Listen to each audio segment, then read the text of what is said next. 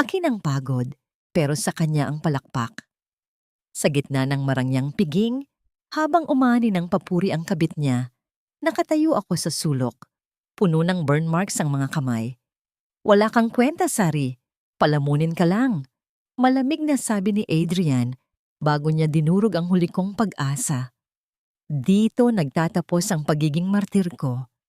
Mula sa nawasak kong mga kamay at ninakaw na pangarap, paano ko hahabiin ang aking pagbangon? Huwag na huwag mong ipapahiya ang pamilya Del Fiero sa harap ng mga bisita mamaya, Sari. Siguraduhin mong perpekto ang bawat kakanin na ilalabas mo dahil kung hindi, baka makalimutan kong asawa kita at ibalik kita sa kalsadang pinagkunan ko sa iyo. Ang boses ni Adrian ay tila malamig na bakal na bumaon sa pandinig ni Sagraria. Mas masakit pa kaysa sa hapdi ng kanyang mga daliri. Nakatayo ang lalaki sa may pintuan ng kusina. Suot ang kanyang mamahaling suot na tila kumikinang sa ilalim ng ilaw. Habang si Sari ay basang-basa ng pawis sa gitna ng usok at singaw ng malalaking kawa. 3:00 pa lamang ng madaling araw, ngunit ang katawan ni Sari ay nanginginig na sa pagod at tumataas na lagnat. Ang kanyang mga kamay na dati ay makinis, ngayon ay puno ng mga mapupulang paltos at bakas ng mga lumang paso mula sa talsik ng kumukulong asukal. Sa bawat pag-ikot ng mabigat na sandok sa malapot na ubi halaya, nararamdaman niya ang bawat ugat sa kanyang braso na tila bibigay na, subalit pinilit niyang ngumiti. Ginagawa niya ito dahil mahal niya si Adrian at dahil naniniwala siyang ito ang tanging paraan para mabayaran ang utang na loob na paulit-ulit na isinusumbat sa kanya ng pamilyang ito. Pumasok sa loob ng kusina si Doña Purificacion, ang kanyang biyenan, na palaging may hawak na kulay pilak na rosaryo. Subalit ang mga salitang lumalabas sa kanyang bibig ay malayo sa anumang panalangin. Tiningnan ng matanda ang mga daliri ni Sari na may mga balot ng gasa at muling binalingan ang manugang ng isang mapangaping tingin. Sabi ko sa iyo, magsuot ka ng guwantes o kaya ay itago mo ang mga pangit mong kamay na yan mamaya. Baka isipin ng mga investors na marumi ang pagkain natin dahil sa hitsura mo. Isipin mo ang dangal ng pamilya, hindi lang ang sarili mo. Napakaswerte mo na nga at pinahintulutan ka naming gamitin ang mga recipe ng nanay mo para sa kumpanya natin. Kaya ayusin mo ang trabaho mo. Nanikip ang dibdib ni Sari at ang bawat hininga niya ay tila may kasamang bubog na sumusugat sa kanyang lalamunan. Gusto niyang sabihing, ang mga recipe na yon ay ang tanging alaala ng kanyang yumaong ina, ang tanging kayamanan na itinago niya sa loob ng isang lumang notebook na may mga bakas pa ng sunog. Gusto niyang isigaw na ang mga kamay na tinatawag nilang pangit ay ang parehong mga kamay na bumuhay sa kumpanya nila sa loob ng 5 taon nang walang anumang sweldo. Ngunit walang tunog na lumabas sa kanyang bibig. Ang tanging nagawa niya ay ang higpitan ng hawak sa sandok hanggang sa manginig ang kanyang buong braso. Ang katahimikan sa loob ng kusina ay nababasag lamang ng mahina at regular na pag-umbok ng kumukulong ube sa kawa na tila isang pusong nagdurusa sa ilalim ng matinding init. Nang makaalis ang mag-ina, dahan-dahang binitawan ni Sari ang sandok at tiningnan ang kanyang kanang kamay. Ang mga paltos ay tila kumikirot sa bawat tibok ng kanyang puso. Kinuha niya ang lumang notebook ng kanyang ina mula sa ibabaw ng mesa at dahan-dahang hinaplos ang selyo nito. Ito na lang ang natitira sa kanya. Naniniwala siya sa pangako ni Adrian na sa gabing ito, sa selebrasyon ng anibersaryo ng Del Fiero Foods, ay ipakikilala siya sa lahat bilang ang utak at puso sa likod ng kanilang tagumpay. Inakala niya na ang gabing ito ang magiging simula ng kanyang paglaya mula sa pagiging isang anino sa kusina. Subalit habang pinagmamasdan niya ang malapot na kulay ube na tila dahan-dahang lumalamig, isang kakaibang kaba ang humaplos sa kanyang batok. Bakit tila mas malamig ang pakikitungo ni Adrian sa kanya nitong mga huhuling araw? Bakit tila may mga sikretong pilit itinatago ang kanyang biyenan sa bawat pagbulong nito sa mga tauhan sa opisina? Isang mapait na tanong ang paulit-ulit na umalingaw-ngaw sa kanyang isipan. Isang tanong na hindi niya mahanapan ng kasagutan sa gitna ng kanyang pagod. Hanggang kailan ko kailangang ubusin ang aking sarili para lamang makuha ang pag-ibig na ipinangako sa akin? Nang maisalin na niya ang huling tray ng sapin-sapin, isang mensahe ang pumasok sa kanyang lumang telepono mula sa isang hindi kilalang numero.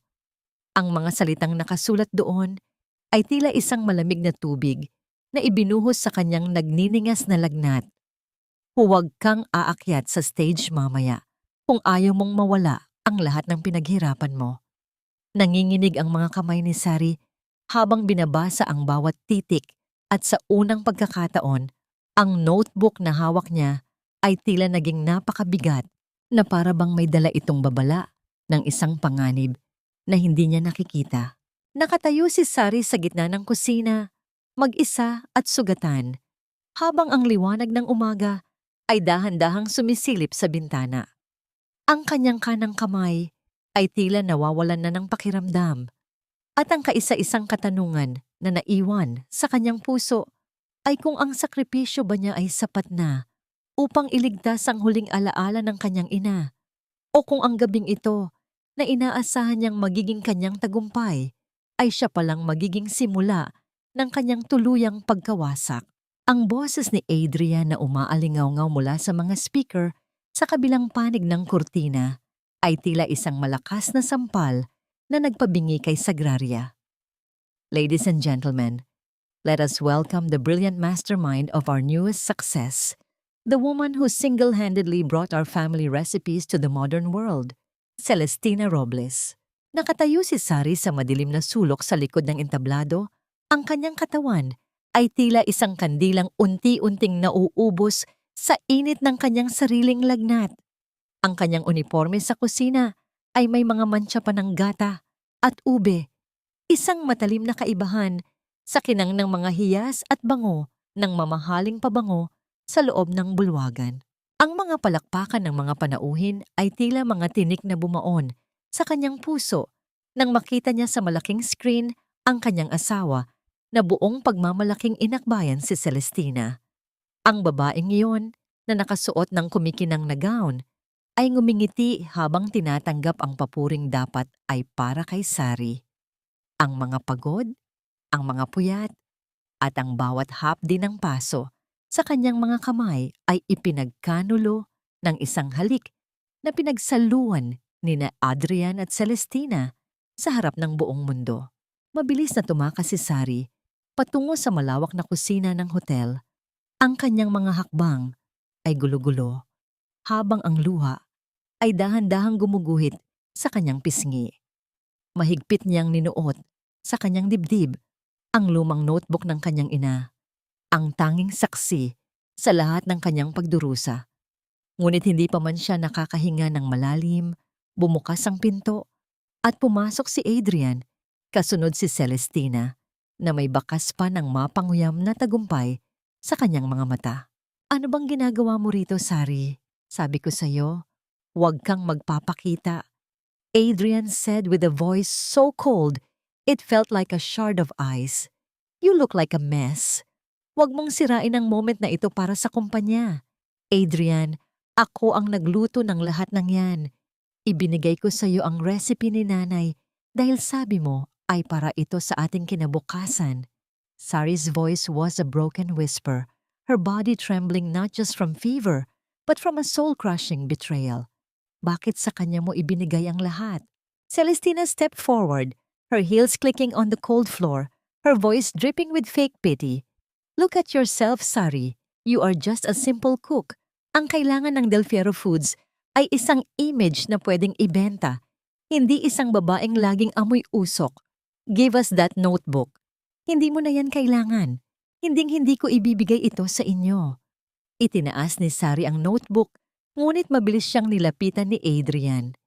Sa gitna ng kanilang pag-aagawan, nawalan ng balanse si Sari dahil sa kanyang panghihina.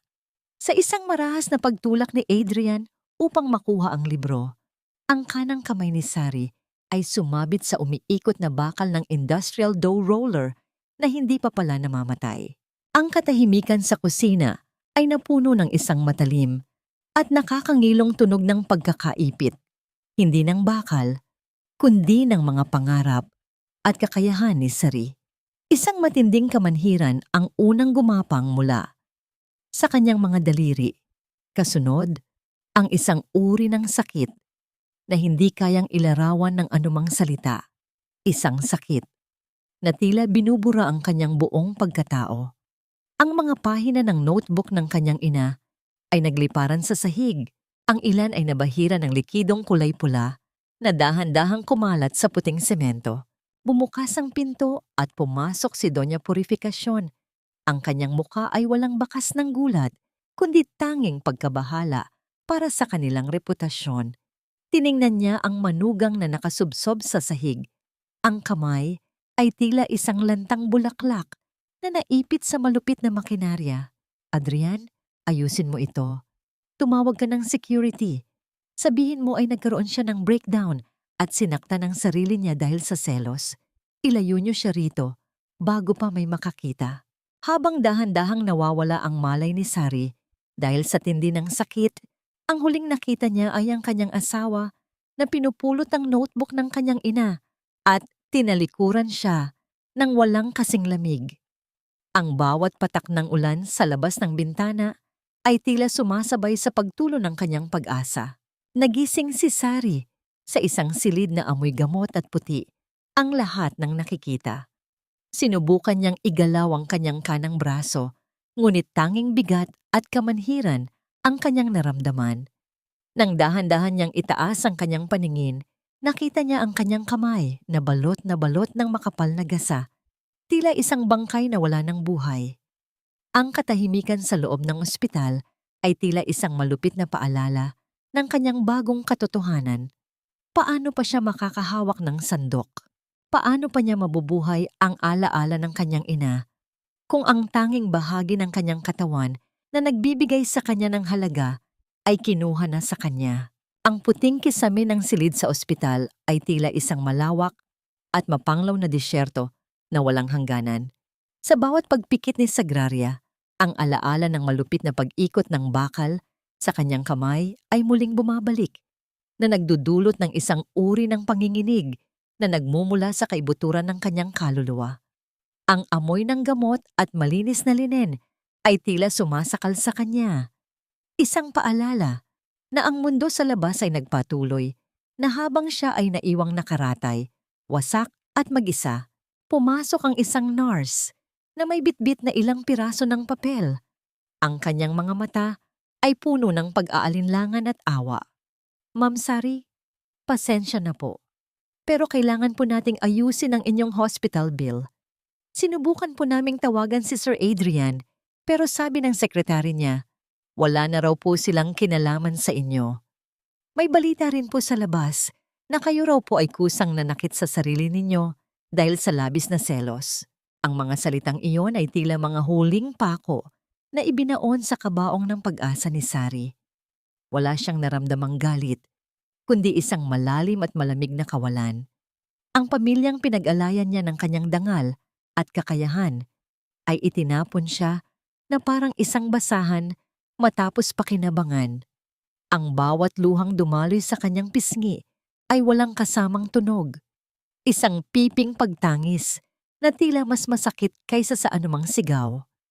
Ang kanyang kanang kamay na nakabalot sa makapal na gasa ay nakapatong sa kanyang dibdib, tila isang patay na ibon na hindi na muling lilipad. Sa gitna ng kanyang pag-iisa, dahan-dahang bumukas ang pinto. Isang lalaking may suot na puting gown ang pumasok. Ang kanyang mga hakbang ay banayad at hindi nagmamadali. Siya si Dr. Teodoro Almazan, o kilala sa tawag na Theo. Hindi siya ang tipikal na doktor na mabilis magsalita. Ang kanyang presensya ay tila isang kalmado at tahimik na dagat sa gitna ng bagyo. Lumapit siya sa higaan ni Sari at tiningnan ang chart, bago dahan-dahang binalingan ang babaeng tila nawalan na ng buhay sa sariling mga mata. Kumusta ang pakiramdam mo ngayon, Sagraria? Ang boses ni Theo ay mababa at puno ng respeto, walang halong pagmamaliit o huwad na awa. Hindi sumagot si Sari, sa halip ay ibinaling ang kanyang tingin sa bintana, kung saan ang sikat ng araw ay tila nakikipaglaro sa mga dahon ng puno. Ngunit sa bawat paghinga niya, nararamdaman ni Theo ang bigat ng isang pusong durog na durog. Sinuri ng doktor ang balot na kamay ni Sari, at sa bawat marahang paghipo niya, napansin niya ang isang bagay na hindi nakasulat sa police report. Ang pinsala ay hindi nagmula sa isang simpleng pagkakamali o aksidente. Ang pagkakaipit ay may direksyong nagpapatunay na may puwersang nagtulak sa kanya. Alam kong masakit. Hindi lang ang pisikal na sugat, kundi ang lahat ng nawala sa iyo. Pagpapatuloy ni Theo habang dahan-dahang inaayos ang kumot ni Sari. Ngunit narito ako para tulungan kang makabangon. Hindi ko ipapangakong maibabalik natin ang lahat sa dati, pero maaari nating simulan ang pagbuo sa kung ano ang natitira. Nang subukan ni Sari na abutin ang baso ng tubig sa gilid ng mesa, gamit ang kanyang nanginginig na kaliwang kamay, muntik na itong mahulog. Mabilis ngunit maingat na hinawakan ni Theo ang baso. Hindi niya ito agad ibinigay. Sa halip, inilapit niya ito sa bibig ni Sari nang hindi tumitingin ng diretso sa kanyang mga mata, upang hindi maramdaman ng babae na siya ay kinakaawaan o minamaliit. Ang maliit na pagkilos na yon ng respeto ay tila isang mainit na haplos sa naninigas na puso ni Sari. Sa unang pagkakataon, matapos ang trahedya, nakaramdam siya ng isang maliit na spark ng dignidad sa gitna ng kanyang pagkawasak. Bago lumabas si Theo, may iniwan siyang isang maliit na folder sa lamesa. Gusto kong basahin mo ito kapag handa ka na. Ito ang iyong x-ray at medical evaluation. Huwag kang maniwala sa sinasabi nila na ikaw ang may kasalanan. Ang katotohanan ay nakasulat sa iyong mga sugat. Nang muling mapag-isa si Sari, dahan-dahang bumukas ang pinto at isang messenger ang nag-iwan ng isang puting envelope. Sa loob nito ay may nakalakip na sulat na may selyo ng korte. Ito ay isang petisyon para sa annulment ng kanilang kasal na isinampa ni Adrian. Ngunit ang mas nagpabitaw sa huling lakas ni Sari ay ang pirma sa ibaba ng dokumento. Isang pekeng pirma na pilit ginaya ang kanyang sulat kamay. Ang lalaking pinagkatiwalaan niya ay hindi lamang kinuha ang kanyang kakayahang magluto, kundi pati ang kanyang legal na pagkakakilanlan at karapatan bilang asawa. Nakatitig si Sari sa pekeng pirma na iyon habang ang gabi ay dahan-dahang bumabalot sa silid. Ang kanyang kaliwang kamay ay mahigpit na nilukot ang papel, habang sa loob ng kanyang isipan ay nabubuo ang isang katanungang tila isang sumpa at panalangin sa iisang pagkakataon. Paano ko lalabanan ang mga taong kinuha na ang lahat sa akin, pati ang sarili kong pangalan? Ang bawat hakbang ni Sagraria sa pasilyo ng ospital ay tila isang pakikipaglaban sa sarili niyang mga binti na ayaw sumunod. Ang amoy ng antiseptic ay tila naging mas matapang, humahalo sa mapait na lasa ng kanyang pighati. Habang dahan-dahang naglalakad patungo sa opisina ng administrasyon upang magmakaawa para sa kanyang mga dokumento, napatigil siya sa tapat ng isang bahagyang nakabukas na pinto ng lounge. Isang boses ang narinig niya. Isang boses na tila isang matalim na kutsilyong humihiwa sa kanyang katinoan.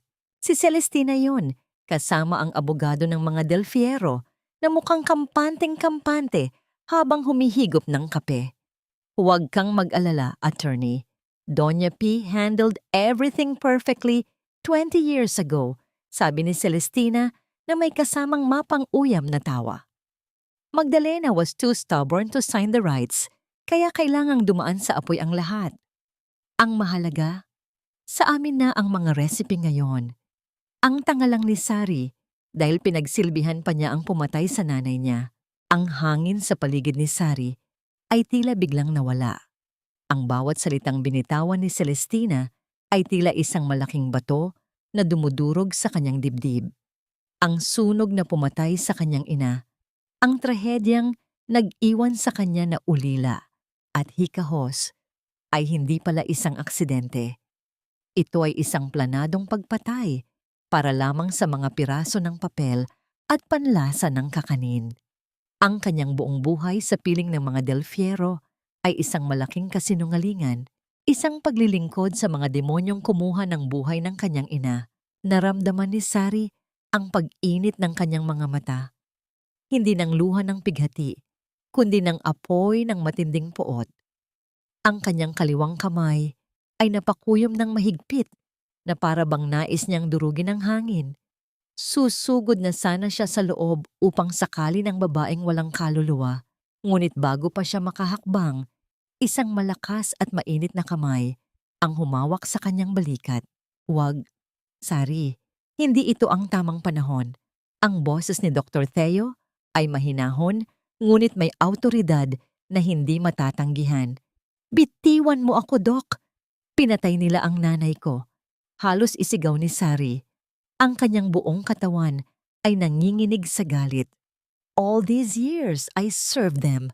I loved Adrian. Pero sila pala ang dahilan kung bakit wala na si nanay. Dahan-dahang hinila ni Theo si Sari patungo sa isang tahimik at bakanteng silid. Isinara niya ang pinto upang hindi marinig ng iba ang paghiyaw ng isang pusong nagdurusa. Doon, ibinuhos ni Sari ang lahat ng kanyang sakit. Napasandal siya sa pader. Dahan-dahang napaupo sa sahig habang ang kanyang duguang kanang kamay ay nakapatong sa kanyang hita. Ang kanyang kaliwang kamay ay patuloy na nakakuyom. Ang kanyang mga kuko ay bumaon sa kanyang palad hanggang sa magkaroon ng maliliit na sugat na naglalabas ng pulang likido. Lumuhod si Theo sa kanyang harapan. Kinuha ng doktor ang kanyang panyo at dahan-dahang binuksan ang nakakuyom na kamao ni Sari. Walang imik niyang pinunasan ang dugo sa palad ng babae, isang banayad na pagkilos na tila nagpapahiwatig na hindi siya mag-isa sa laban na ito. Sari, listen to me. Ibinigay na sa iyo ng langit ang katotohanan. Pero kung susugod ka ng walang plano, ikaw lang ang matatalo. Gagamitin natin ang galit na yan para bumangon, hindi para mabilanggo, ang sabi ni Theo habang nakatitig ng diretso sa mga mata ni Sari. Ang kanyang haplos ay tila isang angkla na nagpapanatili sa naliligaw na barko ni Sari sa gitna ng unos. Nang dumating ang araw ng kanyang paglabas sa ospital, walang Adrian na sumundo sa kanya. Walang bulaklak o kahit anong mensahe mula sa pamilyang pinaglingkuran niya. Tanging si Theo lamang ang nag-asikaso ng lahat ng kanyang papeles. Habang naglalakad si Sari palabas ng gusali, bitbit ang kanyang kaunting gamit ang kaliwang kamay. Ang ulan ay dahan-dahang pumatak, tila nakikiramay sa kanyang malamig na kalagayan. Ngunit bago pa sila makarating sa sakayan, isang itim at marangyang kotse ang dahan-dahang huminto sa kanilang harapan. Ang bintana nito ay dahan-dahang bumaba at isang matandang lalaki na may mapuputing buhok at suot na mamahaling barong ang tumingin kay Sari. Mayroong isang uri ng lungkot at pagkilala sa mga mata ng matanda na tila matagal na niyang hinahanap ang babaeng nasa harapan niya. Bumaba ang matanda mula sa sasakyan, may hawak na isang itim na payong upang hindi mabasa si Sari. Magdalena? Ang tila bulong na tanong ng matanda. Ang kanyang boses ay nanginginig sa emosyon. Kamukhang kamukha mo ang iyong inaanak. Napatigil ang mundo ni Sari. Sino ang lalaking ito na tumatawag sa kanya sa pangalan ng kanyang ina? Sino ang taong ito na tila may hawak ng susi sa nakaraang pilit na ibinaon ng mga Del Fiero? Sa gitna ng buhos ng ulan, isang bagong kabanata ang dahan-dahang bumubukas, ngunit ang katanungan sa isip ni Sari ay kung ito ba ay magdadala sa kanya sa kaligtasan o sa isa na namang masalimuot na laro ng tadhana. Ang bawat patak ng ulan na tumatama sa itim na payong ni Don Emiliano ay tila isang malamyos na musika ng kahapon na pilit bumubuhay sa mga gunitang matagal nang ibinaon ng panahon. Nakatayo si Sagraria sa harap ng matanda.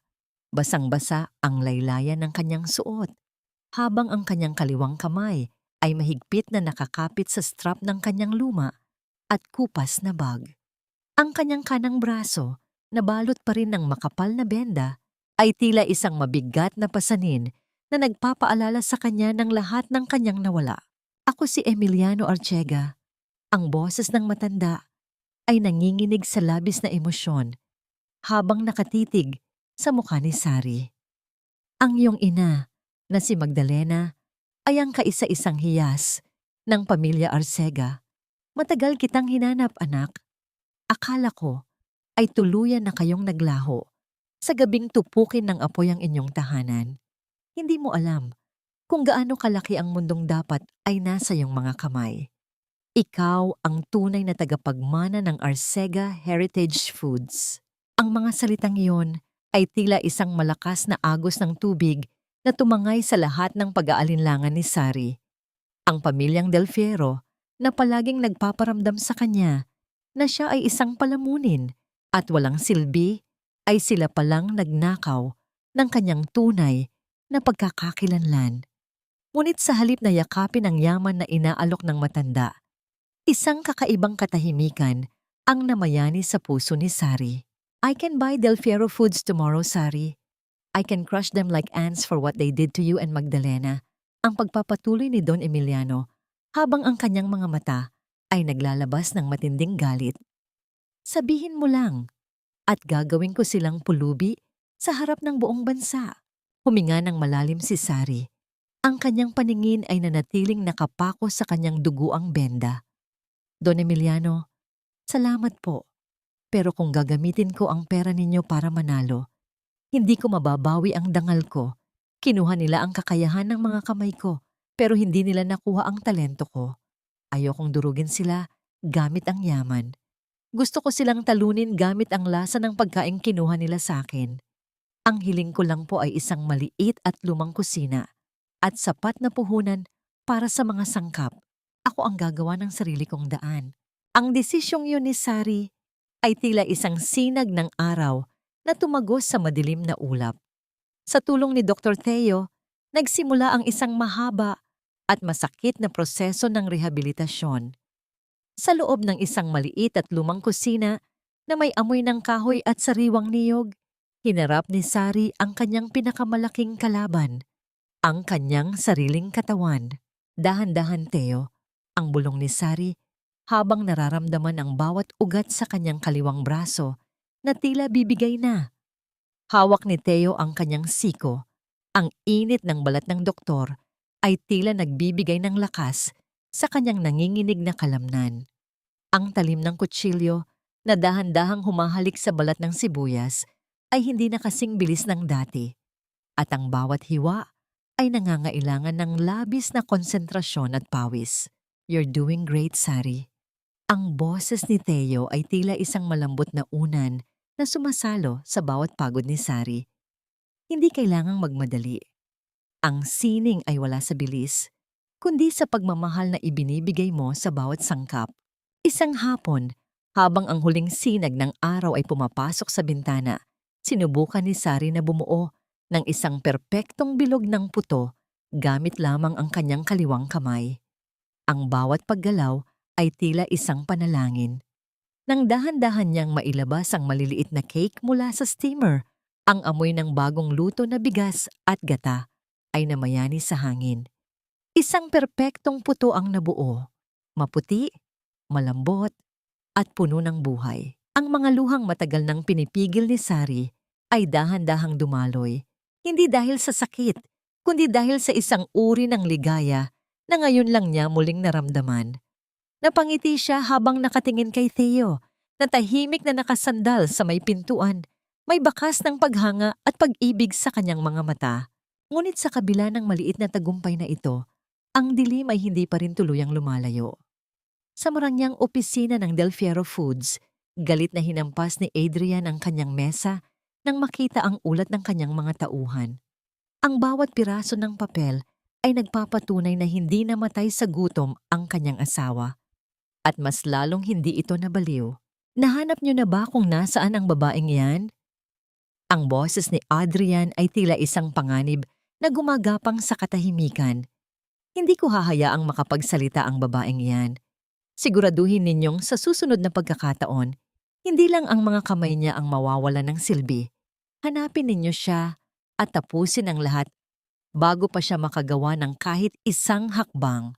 Ang gabi ay dahan-dahang bumabalot sa maliit na kusina ni Sari, habang ang bawat ningas ng uling sa kanyang kalan ay tila isang paalala na ang laban ay nagsisimula pa lamang. Ang katahimikan ng gabi ay nababasag lamang ng hangin na nagdadala ng babala ng isang darating na unos na maaaring sumira sa lahat ng kanyang pinaghihirapan. Ang maliit na espasyo sa kanto ng isang tahimik na daan sa Pampanga ay hindi kasing kintab ng marangyang kusina ng mga Del Fierro, ngunit ang bawat sulok nito ay tila humihinga ng bagong pag-asa. Ang halimuyak ng pinakuluang dahon ng pandan at ang tamis ng gata ay dahan-dahang humahalimuyak sa hangin, tila isang mainit na yakap sa sinumang papasok. Pinangalanan ito ni Sagraria na Sari's Hearth, isang maliit na santuwaryo kung saan ang bawat kakanin ay niluluto hindi lamang para sa kita, kundi para sa paghilom ng mga sugat na hindi nakikita ng mata. Hindi nag-iisa si Sari sa kanyang bagong simula. Sa paligid niya ay 3 babae na ang mga mata ay may bakas din ng mga bagyong pinagdaanan. Naroon si Manang Rosa, ang dating katulong sa mansyon ng mga Del Fierro na pinalayas nang walang katarungan dahil sa pagtatanggol kay Sari. Kasama rin sina Elena at Mirna, mga kababaihang tumakas mula sa madidilim na tahanan at naghahanap ng liwanag. Sa kusinang ito, si Sari ang nagsisilbing utak at puso. Dahil sa kanyang kanang kamay na hindi na magawang itupi ang mga daliri para sa maselang pagmasa, siya ang nagbibigay ng direksyon at nagbabahagi ng mga lihim ng tamang timpla. Ang kanyang mga kasamahan ang naging kanyang mga kamay, na tila mga daliring sumusunod sa kumpas ng isang mahusay na konduktor. Actually, Chef Sari, hindi ko akalain na ganito pala kahirap gawin ang tamang tekstura ng sapin-sapin. Ang sabi ni Elena, habang maingat na isinasalin ang makulay na leon sa mga molde. Pero nakakamangha po dahil kapag kasama namin kayo, parang nawawala ang pagod namin. Ngumiti si Sari, isang ngiting hindi napilit. Ang kanyang kaliwang kamay ay dahan-dahang humahawak sa balikat ni Elena. Ang sining ay nasa pasensya, Elena. Huwag mong madaliin ang apoy. Hayaan mong ang init ang dahan-dahang magpaamo sa sangkap, gaya ng pagpapaamo natin sa sarili nating sakit. Sa gitna ng kanilang pagtatrabaho, pumasok si Dr. Theo na may bitbit na isang mahabang kahon. Ang kanyang presensya ay tila isang sariwang hangin na nagpapakalma sa abalang kusina. Inilabas niya ang mga kagamitang ipinagawa niya sa isang eksperto, mga customized na sandok at kutsilyo na idinisenyo para sa mga kaliwete at may mga kapansanan sa kamay. Ang mga ito ay may mga espesyal na hawakan upang hindi mabilis mapagod ang mga kalamnan ni Sari. I thought this might help, Sari, ang sabi ni Theo. Ang kanyang tinig ay may lambing na tila isang lihim na ipinagkakatiwala sa hangin. You don't have to force your right hand to work like it used to. These tools will adapt to you, not the other way around. Sandaling napatigil si Sari. Ang kanyang paningin ay nanatili sa mga kagamitang tila isang simbolo ng pag-unawa ni Theo sa kanyang kalagayan. Hindi lang ito basta bakal at kahoy. Ito ay patunay na may isang taong naniniwala na ang kanyang halaga ay hindi nabawasan dahil lamang sa kanyang peklat. Ramdam ni Sari ang mabilis na tibok ng kanyang puso habang ang kanilang mga paningin ay nagkatagpo. Isang uri ng kilig na may kasamang matinding respeto ang dahan-dahang gumapang sa kanyang buong pagkatao. Nang sumapit ang tanghalian, ang lahat ay nagsalo-salo sa iisang mesa. Walang amo at katulong, tanging mga pusong nagkakaintindihan. Sa gitna ng kanilang pagtatawanan, habang binabahagi ang simpleng ulam, dahan-dahang kinuha ni Manang Rosa ang isang maliit na piraso ng papel mula sa kanyang bulsa at iniabot ito kay Sari. Ang papel ay may bakas ng sunog sa mga gilid. Tila isang piraso ng nakaraan na himalang nakaligtas mula sa impyerno. Naitago ko ito, Sari, bago tuluyang sirain ni Adrian ang notebook ng nanay mo, ang bulong ni Manang Rosa. Ang boses nito ay puno ng katapatan. Isang pahina iyan na hindi nila nabasa. Ang pahina tungkol sa tamang oras ng pagpapatulo ng latik. Nanginginig ang kaliwang kamay ni Sari habang tinatanggap ang piraso ng papel. Ang sulat kamay ng kanyang ina ay tila isang tinig na bumubulong sa kanyang pandinig. Nagbibigay ng huling piraso ng puzzle na kailangan niya upang mabuo ang perpektong timpla na ninakaw ng mga Del Fierro. Subalit ang sandali ng kapayapaan ay nabasag ng dahan-dahang bumukas ang maliit na telebisyon sa sulok ng tindahan. Lumitaw ang mukha ni Celestina Robles, suot ang isang mamahaling Filipiniana habang nakatayo sa tabi ni Adrian. May kasamang pagmamalaki nilang inanunsyo ang pagsali ng Del Fierro Foods sa National Heritage Culinary Competition, ang pinakamalaking paligsahan sa bansa. Ipinagmalaki ni Tina na ang kanilang Heritage Gold Line ay ang orihinal at kaisa-isang recipe na sumasalamin sa kasaysayan ng bansa. Tinitigan ni Sari ang screen. Ang kanyang refleksyon sa salamin ng telebisyon ay nagpapakita ng isang babaeng hindi na natatakot. Ang kanyang peklat sa kanang kamay ay tila kumirot. Ngunit sa pagkakataong ito, hindi ito dahil sa sakit, kundi dahil sa isang panibagong lakas. Ang laban na inakala niyang natapos na sa kusina ng hotel ay dahan-dahan palang muling nag-aapoy sa gitna ng pambansang entablado. Oras na para bawiin ng atin ang bulong ni Sari sa kanyang sarili. Habang ang bawat hibla ng kanyang pagkatao ay naghahanda na para sa isang digmaan kung saan ang sandata ay hindi dahas, kundi ang katotohanang nakatago sa bawat butil ng bigas at tamis ng gata. Ang kaisa-isang tanong na nananatili sa hangin ay kung sapat ba ang 3.5 kamay ng kanyang koponan upang itumba ang higanteng binuo mula sa kasinungalingan at nakaw na pangarap. Sa loob ng malawak at modernong kusina ng Del Fierro Foods, ang hangin ay hindi amoy tamis, kundi amoy ng sunog na asukal at desperasyon. Isang tray ng sapin-sapin ang marahas na itinulak ni Celestina mula sa lamesa, dahilan upang ang mga makukulay na kakanin ay magkalat at madurog sa malamig na sahig. Ang bawat piraso ay tila sumasalamin sa unti-unting pagkakabakbak ng kanyang huwad na reputasyon.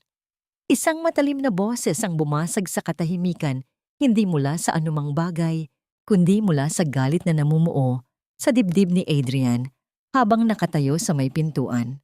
Ano ba itong basurang ito, Tina? Isang linggo na tayong pabalik-balik, pero bakit hindi mo makuha ang tamang lasa?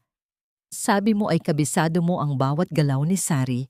Ang boses ni Adrian ay tila isang latigo na humahagupit sa pagkatao ni Celestina. Investors are starting to notice. Ang Heritage Gold Line ay nagmumulang mumurahing kopya lang sa palengke. Kung hindi mo ito maayos, baka nagkamali ako ng taong pinili para sa pwestong ito. Umiyak si Celestina. Ang kanyang mga luha ay mabilis na sumira sa kanyang mamahaling makeup. Adrian, I am doing my best. I followed every single step sa notebook na kinuha mo. Pero bakit ganoon? Masyadong matigas ang bawat layer at ang ube ay walang buhay. Parang may kung anong kulang na hindi isinulat ng babaeng yan. Ang katotohanan ay tila isang multo na naglalakad sa loob ng pabrika ng mga Del Fierro. Ninakaw nila ang mga pahina, ngunit hindi nila ninakaw ang kaluluwa ng pagluluto. Sa kabilang dako, sa loob ng Sari's Hearth, ang bawat kakanin ay tila may sariling buhay.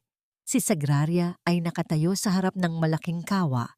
Ang kanyang kanang kamay na may peklat ay nakapahinga sa kanyang dibdib, habang ang kanyang kaliwang kamay ay banayad na humahawak sa mahabang sandok na gawa sa kahoy. Huwag kayong tumingin sa orasan, Elena, ang malumanay na paalala ni Sari. Ang kanyang boses ay tila isang banayad na agos ng tubig. Ang apoy ay hindi marunong magbasa ng numero. Gamitin ninyo ang inyong pang-amoy. Kapag ang bango ng gata ay naging kasing tamis na ng amoy ng bagong pitas na bulaklak, doon ninyo malalaman na handa na ang bawat layer. Ang lihim ay wala sa kung ano ang inihalo, kundi sa kung paano mo naramdaman ang init ng uling sa iyong balat. Isang matandang lalaki ang nakaupo sa sulok ng tindahan, nakasuot ng simpleng t-shirt at tila tahimik na kumakain ng ube halaya. Ngunit ang kanyang mga mata ay hindi nakapako sa pagkain, kundi sa bawat galaw ni Sari at sa paraan ng pakikitungo nito sa kanyang mga kasama. Ang bawat kilos ng lalaki ay maingat, tila may isang lihim na layunin sa kanyang pagbisita. Ang bawat subo niya ay tila isang pagsusuri, hindi lamang ng lasa, kundi ng katapatan ng taong nagluto nito. Sa mansyon ng mga Del Fierro, si Doña Purificacion ay hindi mapakali. Ang kanyang mga daliri ay mabilis na nagpapaikot ng mga butil ng kanyang rosaryo, ngunit ang kanyang isipan ay malayo sa panalangin. Ang pagbagsak ng benta ng kanilang bagong produkto ay tila isang sumpa na dahan-dahang kumikitil sa kanilang yaman. Alam niya ang totoo. Alam niyang ang tanging paraan para maisalba ang kumpanya ay ang mahanap si Sari at pilitin itong ibigay ang nawawalang bahagi ng recipe. Hanapin ninyo siya. Ang malamig na utos ng matanda sa kanyang mga tauhan. Kung kailangang dumaan tayo sa bawat kanto ng probinsya, gawin ninyo. Hindi pwedeng masayang ang lahat ng pinaghirapan natin dahil lang sa isang babaeng hindi marunong tumanaw ng utang na loob. Nang hapong iyon, habang ang sikat ng araw ay dahan-dahang nagiging kulay kahel, isang marangyang sasakyan ang huminto sa harap ng Sari's Hearth. Ang bawat tao sa loob ng tindahan ay napatigil. Ang hangin ay biglang bumigat, tila may isang unos na dahan-dahang pumasok sa silid. Bumukas ang pinto at lumabas si Doña Purificacion. Ang kanyang postura ay puno ng huwad na dangal, habang ang kanyang paningin ay mapanghamong tumama sa mukha ni Sari. Isang matalim na tunog ng pagbagsak ng baso ang bumasag sa katahimikan ng mabitawan ni Myrna ang kanyang hawak. Dahil sa kaba, ang bawat hakbang ng matanda patungo sa counter ay tila isang pagtunog ng orasan ng kamatayan para sa kapayapaang sinimulang buuin ni Sari. Narito ka lang pala, Sari. Ang boses ng matanda ay tila isang ahas na dahan-dahang pumupulupot sa leeg ng kanyang manugang. Akala mo ba ay makakatakas ka na sa amin? Pagkatapos ng lahat ng ginawa namin para sa'yo, heto ka at nagtatago sa isang maduming tindahang ito. Napakawalang utang na loob mo, talagang bata ka. Isusumbat ko sa iyo ang bawat butil ng bigas na kinain mo sa bahay ko. Naramdaman ni Sari ang paghinto ng kanyang paghinga. Ang kanyang puso ay tila isang ibon na marahas na tumitibok sa loob ng kanyang dibdib, naghahanap ng paraan para makalaya. Ang peklat sa kanyang kanang kamay ay tila naging kasing init ng uling. Isang masakit na paalala ng gabing kinuha nila ang lahat sa kanya. Tumingin si Sari sa kanyang biyenan at sa unang pagkakataon, ang takot na dati ay bumabalot sa kanya ay dahan-dahang napapalitan ng isang uri ng lamig na tila yelo.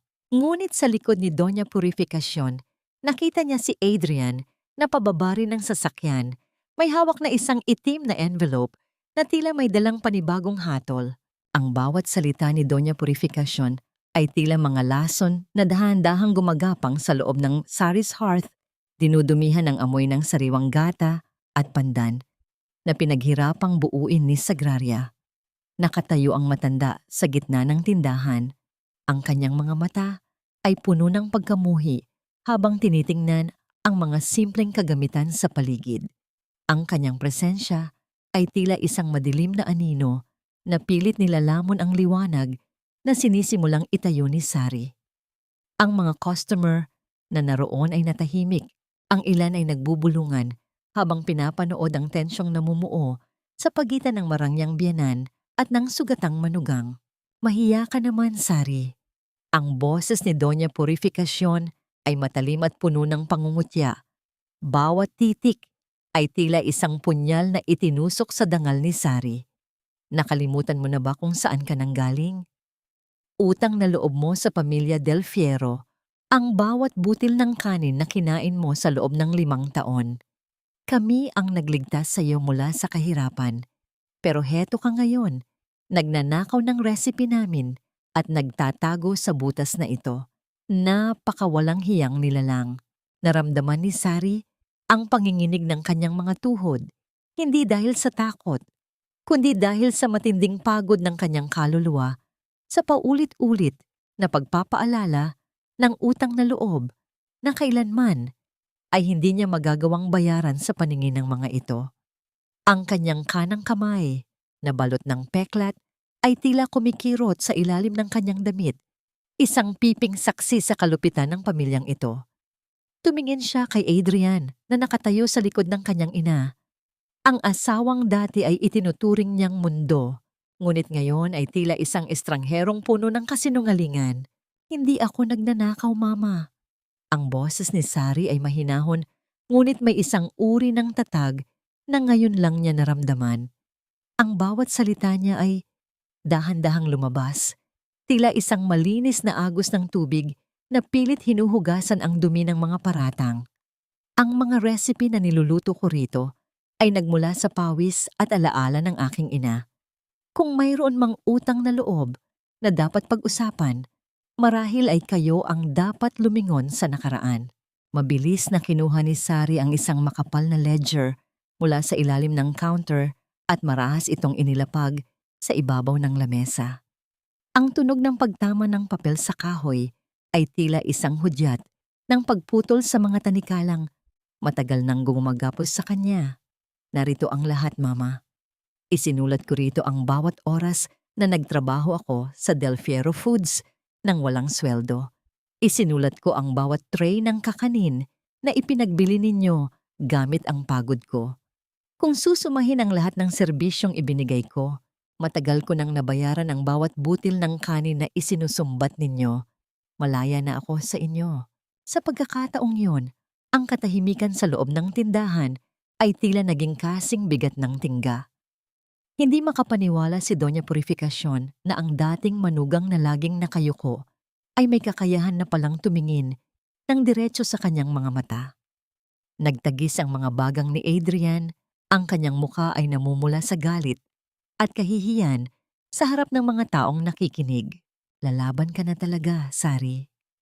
Ang boses ni Adrian ay tila isang banta na dahan-dahang lumalabas sa kanyang bibig. Akala mo ba ay sapat na ang listahang iyan? Wala kang laban sa amin. Sisiguraduhin kong bukas na bukas din, wala nang tatangkilik sa duming ito na tinatawag mong tindahan. Ngunit bago pa man makahakbang si Adrian, si Manang Rosa ay tumayo sa tabi ni Sari, kasunod sina Elena at Myrna. Ang tatlong babae ay tila naging isang pader na nagpoprotekta sa kanilang chef. Hindi nyo na siya masasaktan muli, ang matapang na sabi ni Manang Rosa. Ang kanyang boses ay nanginginig sa emosyon, ngunit puno ng paninindigan. Alam naming lahat ang katotohanan at hindi kami papayag na apihin niyo muli ang taong nagbigay sa amin ng bagong buhay. Sa gitna ng kaguluhan, pumasok si Dr. Theo sa pinto. Ang kanyang presensya ay tila isang malamig na hangin na nagpatahimik sa nagniningas na galit sa loob ng silid. Hawak niya ang kanyang telepono at itinaas ito ng bahagya.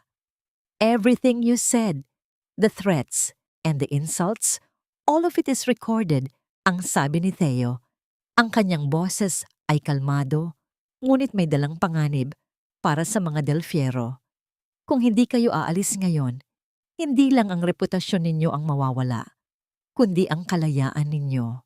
Walang nagawa ang mga Del Fiero, kundi ang lumingon ng may puot at dahan-dahang lumabas ng tindahan. Ang bawat hakbang nila paalis ay tila isang maliit na tagumpay para sa mga pusong matagal nang inapi. Napasandal si Sari sa counter. Ang kanyang hininga ay gulo-gulo habang dahan-dahang pinupunasan ni Theo ang pawis sa kanyang noo. Ang kilig at pasasalamat sa kanyang mga mata ay hindi maikakaila. Isang damdaming dahan-dahang nagpapahilom sa kanyang mga sugat. Subalit sa labas ng tindahan, habang papaalis ang sasakyan ng mga Del Fierro, isang tauhan ni Adrian ang palihim na bumalik sa likuran ng Sari's hearth. Ang bawat galaw nito ay tila isang anino sa dilim. May inilabas siyang isang maliit na sachet ng puting pulbos, isang kemikal na walang amoy, ngunit may kakayahang sumira sa anumang pagkaing mahahaluan nito.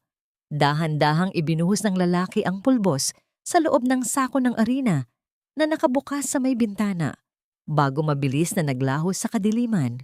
Nang muling pumasok si Sari sa kusina upang maghanda para sa susunod na araw, napansin niya ang ilang butil ng puting pulbos sa sahig na hindi niya matandaang nandoon kanina.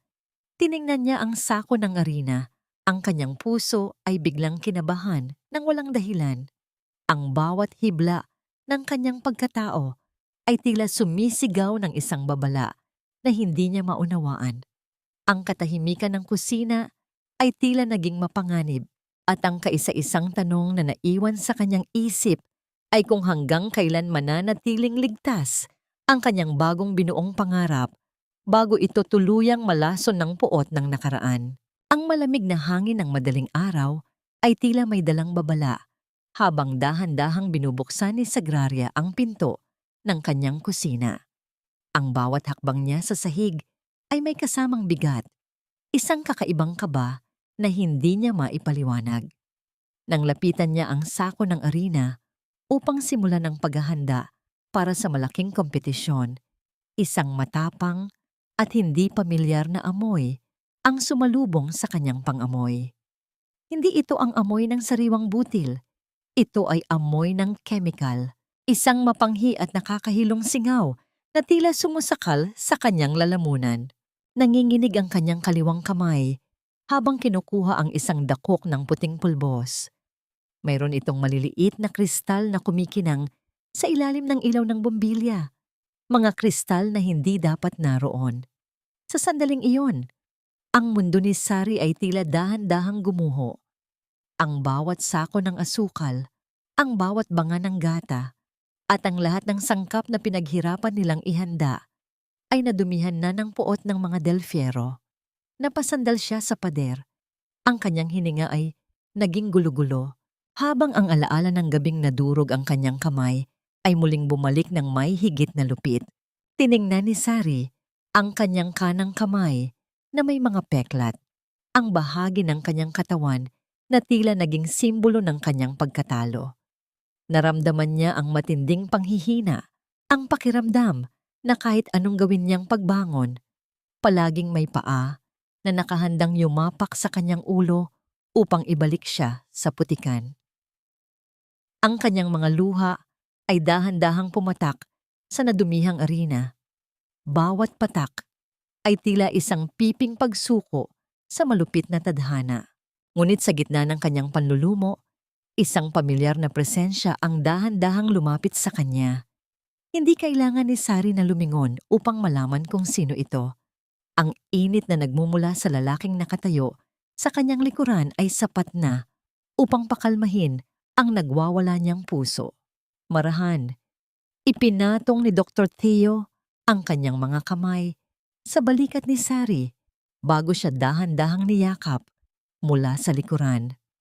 Ang yakap na yon ay hindi mapusok. Ito ay isang yakap ng proteksyon, isang tahimik na pangakong hindi siya mag-isa sa gitna ng unos. Isinandal ni Sari ang kanyang ulo sa dibdib ni Theo, pinapakinggan ng regular at panatag na tibok ng puso ng doktor. Sa sandaling iyon, ang amoy ng chemical ay napalitan ng bango ng malinis na sabon at pag-asa na palaging dala ni Theo. Theo, wala na. Sinira nila lahat. Ang boses ni Sari ay isang basag na bulong, puno ng pait at kapaguran. How can I fight them now? Wala na tayong oras para bumili ng bago. Siguro nga, hinding-hindi ako mananalo sa kanila. Dahan-dahang iniharap ni Theo si Sari sa kanya. Kinuha ng doktor ang kanang kamay ni Sari, ang kamay na tila ikinahihiya ng babae, at dahan-dahang dinala ito sa kanyang mga labi. Ang bawat halik ni Theo sa mga peklat ni Sari ay tila isang gamot na nagpapahilom hindi sa balat kundi sa kaluluwa. Ang kanyang haplos ay puno ng paggalang, isang uri ng pag-ibig na nakakakita ng kagandahan sa gitna ng kapansanan. Huwag kang susuko, Sari. Ang laban na ito ay hindi tungkol sa arena o asukal. Tungkol ito sa iyo. Ang boses ni Theo ay mababa, ngunit may isang uri ng tatag na tila naging angkla ni Sari. I already called Don Emiliano. Ang mga tauhan niya ay kasalukuyan nang kumukuha ng mga pinakasariwang sangkap mula sa mga bukid sa Pampanga. Darating sila bago sumikat ang araw. Hindi nila kayang lasunin ang talento mo dahil ang tunay na recipe ay wala sa sako kundi nasa puso mo. Ang kilig na naramdaman ni Sari ay hindi dahil sa mga matatamis na salita, kundi dahil sa pakiramdam na sa unang pagkakataon sa kanyang buhay, may isang taong nakahandang sumalo sa kanya sa bawat pagbagsak. Ang bawat haplos ni Theo sa kanyang pisngi ay tila nagsasabing sapat siya na ang kanyang mga peklat ay hindi kapintasan, kundi mga medalya ng isang matapang na mandirigma. Lumipas ang mga oras ng gabi sa mabilis na paghahanda. Sa tulong ni Theo at ng mga truck na ipinadala ni Don Emiliano, ang kusina ay muling nabuhay. Ang bawat butil ng bagong bigas at bawat gata na piniga ng may pagmamahal ay tila naging sandata ni Sari laban sa kadiliman. Nang sumikat ang araw, ang kalangitan ay nagkulay kahel at ginto. Hudyat ng simula ng National Heritage Culinary Competition. Nakatayo si Sari sa harap ng Grand Arena, suot ang kanyang puting chef's jacket na may burda ng kanyang pangalan. Sa kanyang tabi ay si Theo na nag-aayos ng kanyang kwelyo ng may banayad ng ngiti. Sa kabilang bahagi ng arena, bumaba mula sa isang marangyang sasakyan ang mga Del Fierro. Nakasuot ng mamahaling alahas si Doña Purificacion, habang si Adrian at Celestina ay naglalakad ng may mapang-aping pagmamalaki sa ibabaw ng red carpet. Ang kanilang mga mata ay puno ng kumpiyansa, kampante sa paniniwalang wala ng Sari na haharap sa kanila ngayong araw. Ngunit nang magtama ang paningin ni Sari at Adrian, ang kumpiyansa sa mukha ng lalaki ay dahan-dahang napalitan ng gulat at takot. Nakatayo si Sari ng tuwid, ang kanyang kanang kamay ay hindi na nakatago, kundi nakalantad ng may dangal. Ang bawat hakbang niya patungo sa arena ay tila isang pagyanig ng lupa, isang babala na ang babaeng binalak nilang durugin ay narito na upang bawiin ang lahat ng sa kanya. Ang kaisa-isang tanong na naiwan sa malamig na hangin ng umaga ay kung handa na ba ang mga Del Fierro na harapin ang katotohanang ang apoy na sinimulan nila ay siya palang susunog sa kanilang sariling kaharian. Ang loob ng Grand Arena ay puno ng nakatutulig na liwanag ng mga spotlight na tila naghahanap ng sinumang magkakamali sa gitna ng pinakaabalang gabi sa industriya ng pagkain. Ang bawat sulok ay amoy ng bago at malinis na kagamitan, isang sterile na kapaligiran na malayo sa pamilyar na init at amoy ng kahoy sa Sari's hearth. Sa gitna ng malawak na entablado, nakatayo si Sagraria kasama si Manang Rosa at ang kanyang maliit na koponan. Suot nila ang unipormeng may borda ng pangalan ng pamilya Arcega, isang simbolo ng pamanang pilit na ibinaon sa 5 taon ng pananahimik at pang-aapi. Sa kabilang bahagi ng arena, si Adrian at Celestina ay tila hindi mapakali. Ang kumpiyansa sa kanilang mga mukha kanina ay unti-unting napalitan ng labis na kaba nang makitang si Sari ang kakatawan sa kumpanyang pinakamalaking kalaban nila. Paano siya nakarating dito? Ang tanong na nakasulat sa bawat magulong galaw ni Tina habang pilit na iniaayos ang kanyang mamahaling mixer na gawa sa makintab na bakal. Sa bawat sulyap ni Adrian kay Sari, ang kanyang mga mata ay tila nagniningas sa inis at takot na baka ang lahat ng kanyang kasinungalingan ay tuluyan ng mabunyag sa harap ng mga hurado at ng buong bansang nanonood. Nagsimula ang oras ng pagluluto nang ang hudyat ng simula ay umalingaw-ngaw sa buong gusali. Ang bawat kilos ni Tina ay mabilis at mekanikal, umaasa sa mga dekuryenteng makina upang mapabilis ang proseso ng paghahalo at pagluluto. Ngunit si Sari, sa kabila ng kanyang kanang kamay na hindi na kayang humawak ng mabigat na sandok, ay nagsilbing maestro sa gitna ng kanyang maliit na kusina. Gamit ang kanyang kaliwang kamay at ang matalas na direksyon ng kanyang tinig, pinatnubayan niya ang kanyang koponan sa tradisyonal na paraan ng pagluluto. Ang apoy sa ilalim ng kanilang mga palayok ay maingat na binabantayan, tila isang sining na hindi kayang tapatan ng anumang timer o modernong kagamitan. Lumapit si Adrian sa kitchen station ni Sari habang ang mga kamera ay nakatutok sa ibang direksyon. "You think you can win with that crippled hand, Sari?" Ang boses niya ay isang mapait na bulong na tila lason sa gitna ng selebrasyon. Ang mga kakanin ay kailangan ng lakas ng mga bisig, hindi ng drama at awa. "You are just an amateur representing a dying brand." Malapit nang matapos ang pangarap mo, hindi sumagot si Sari. Ang kanyang paningin ay nanatiling nakapako sa malapot na ube halaya na dahan-dahang nagbabago ang tekstura sa loob ng kawa. Sa halip na magalit, kinuha niya ang isang maliit na kaldero kung saan nakababad ang mga dahon ng pandan sa sariwang gata na pinakuluan ng banayad sa tamang init. Ito ang lihim na sangkap na hindi kailanman naisulat sa notebook. Ang eksaktong tiyempo ng pag-aalis ng pandan bago ito maglabas ng pait. Ang bango na dahan-dahang kumalat mula sa station ni Sari ay tila isang mahiwagang hininga ng kalikasan na bumasag sa amoy ng industrial na kusina sa paligid nila. Sa bawat galaw ni Sari, nakikita ng mga tao ang koordinasyon nila ni Manang Rosa na parang isang sayaw na nabuo mula sa mga taon ng pag-uunawaan at tiwala. Habang ang station ng Del Fierro ay puno ng ingay ng mga makina, ang station ni Sari ay puno ng focus at banayad na usapan. Ang bawat layer ng sapin-sapin na inilalagay nila ay tila isang pahina ng kasaysayan na dahan-dahang binubuo ng may pag-iingat. Natapos ang oras.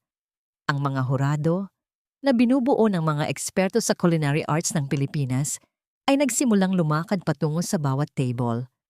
Ang bawat subo nila ay may kasamang matalas na pagsusuri na nagpapatahimik sa buong arena. Nang matikman nila ang heritage gold ng Del Fierro Foods, tumango sila ng bahagya. Ngunit ang kanilang mga mukha ay nanatiling blanko.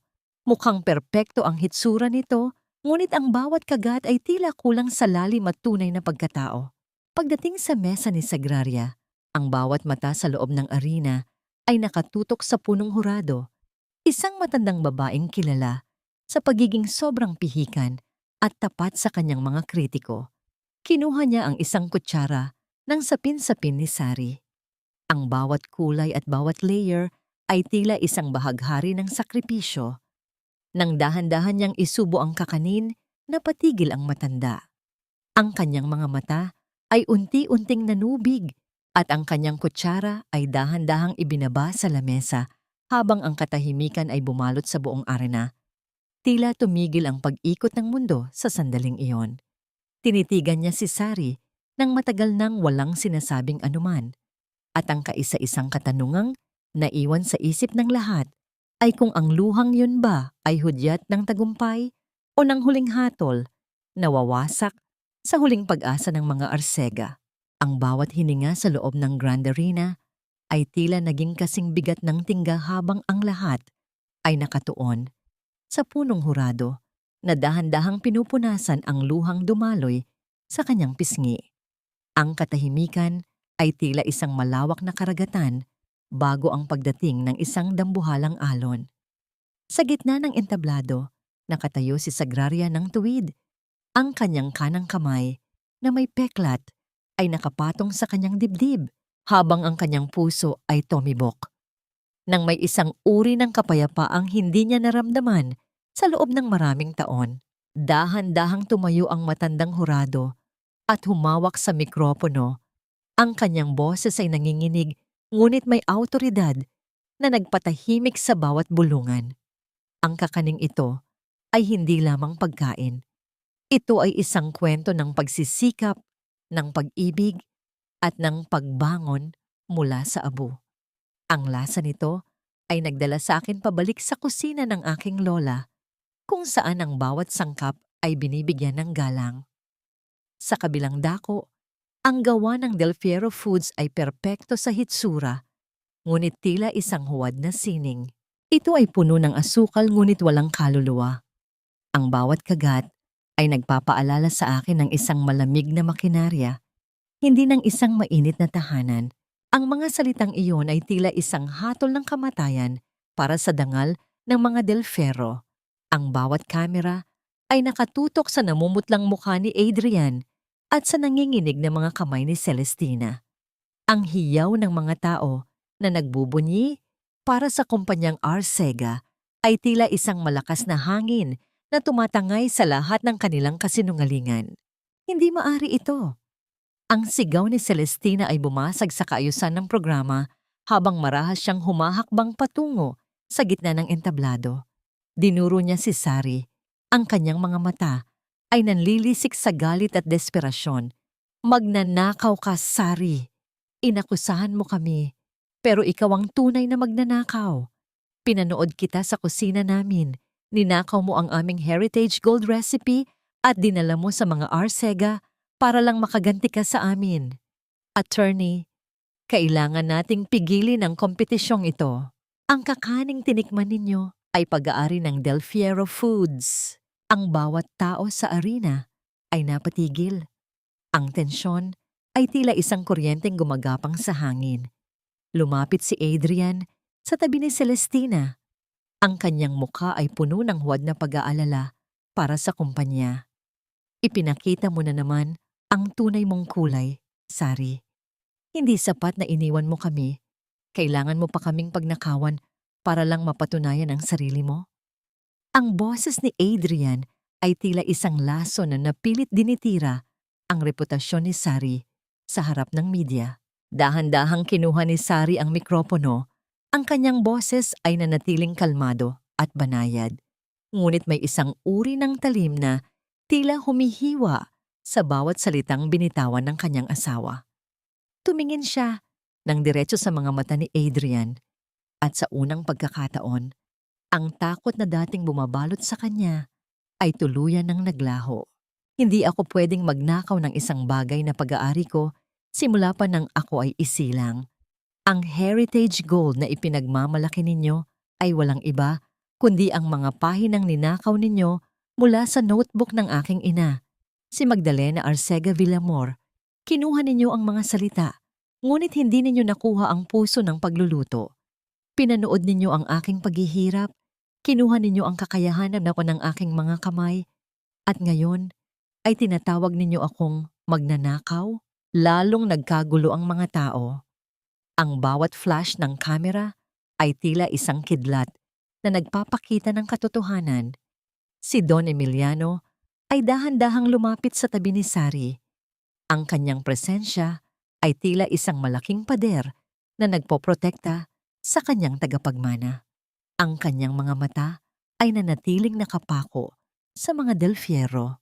May bakas ng matinding pagkamuhi at paghamon. Walang magawa si Celestina kundi ang sumigaw ng walang katuturan habang si Doña Purificación na nasa audience ay tila naging isang estatwa ng yelo.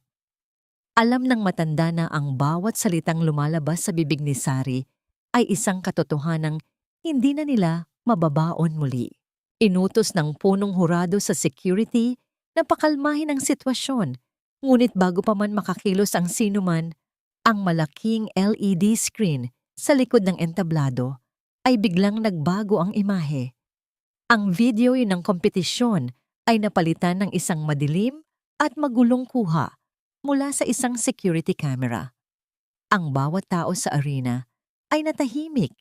Ang tanging maririnig ay ang mabigat na paghinga ng mga manonood habang pinagmamasdan ng isang pamilyar na tagpo sa loob ng isang madilim na kusina.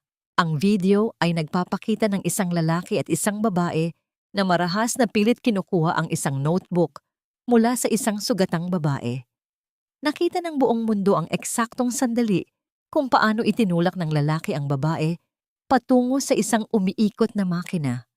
Ang kaisa-isang katanungang naiwan sa gitna ng nakakabinging katahimikan ay kung paano magagawang itanggi ng mga Del Fierro ang isang kasalanang ngayon ay nakalantad na sa harap ng buong bansa.